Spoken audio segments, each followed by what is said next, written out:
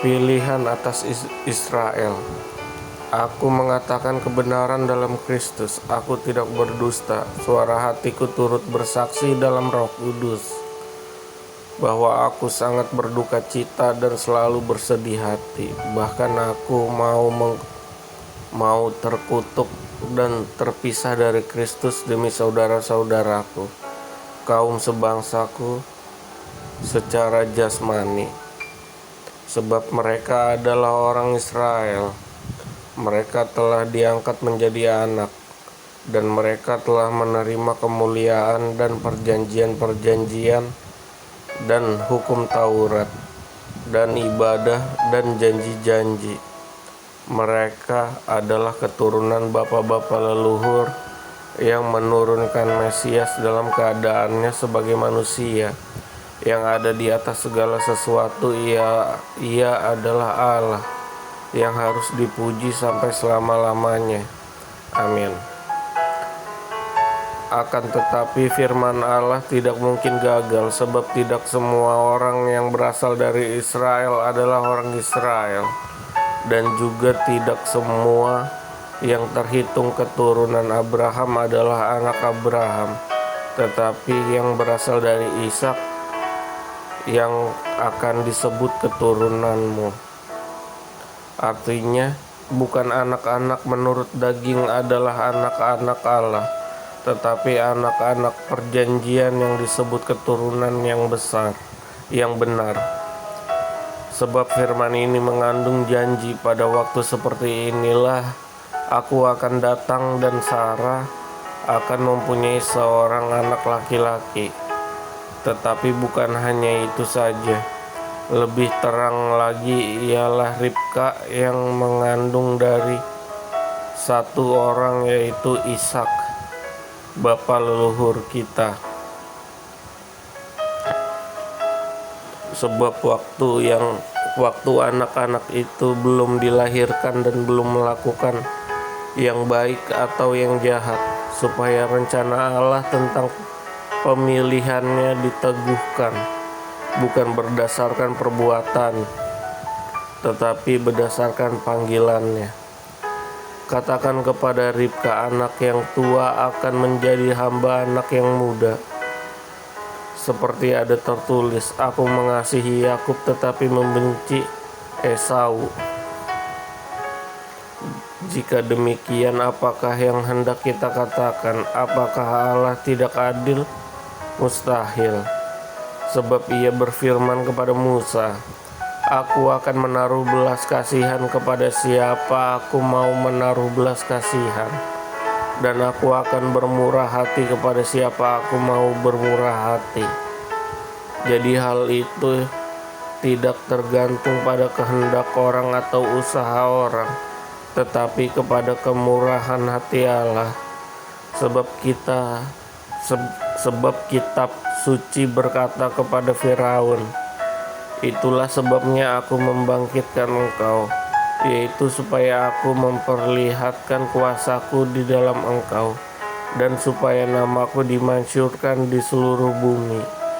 Jadi ia menaruh belas kasihan kepada siapa yang dikehendakinya, dan ia menegarkan hati siapa yang dikehendakinya.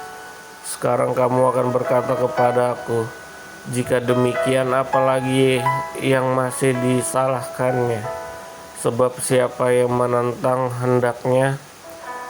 Siapakah kamu, hai manusia, maka kamu membantah Allah?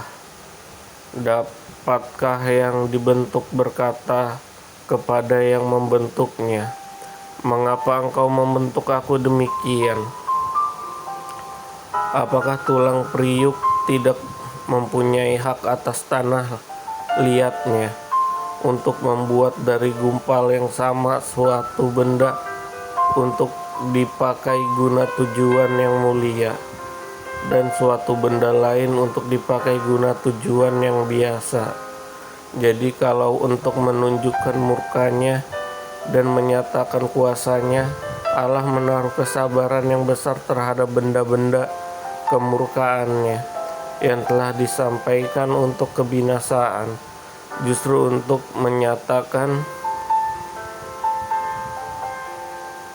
justru untuk menyatakan kekayaan kemuliaannya atas benda-benda belas kasihannya yang telah dipersiapkannya untuk kemuliaan, yaitu kita yang telah dipanggilnya bukan hanya dari antara orang Yahudi, tetapi juga dari antara bangsa-bangsa lain, seperti yang difirmankannya juga dalam kitab Nabi Hosea, yang bukan umatku akan kusebut umatku, dan yang bukan kukasih kekasih. Dan di tempat di mana akan dikatakan kepada mereka, kamu ini bukan umatku, di sana akan dikatakan kepada mereka, anak-anak Allah yang hidup. Dan Yesaya berseru tentang Israel, sekalipun jumlah anak Israel seperti pasir di laut, namun hanya sisanya akan diselamatkan.